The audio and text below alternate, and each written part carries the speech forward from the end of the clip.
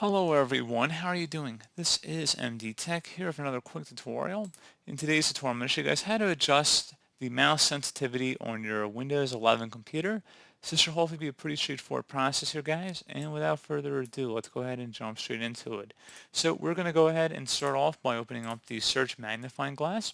And you want to search for mouse settings. Best result should come back with mouse settings. Go ahead and open that up. And then you should have a lot of options here right away.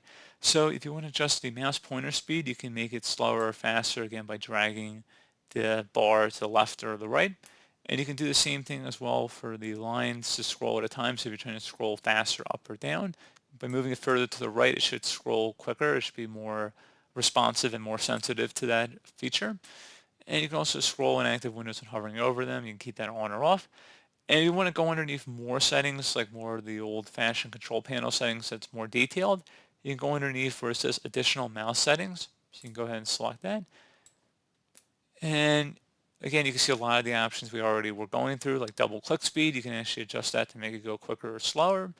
You go over to the pointers tab, you change your pointer. Pointer options, you can adjust your pointer speed as well.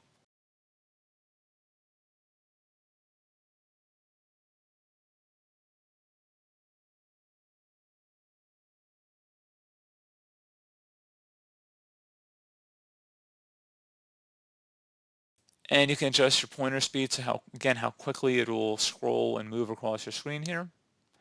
Hide the pointer while typing. The wheel, you can adjust how many number of lines it moves at a time. You can bump it up or down. Same for horizontal scrolling.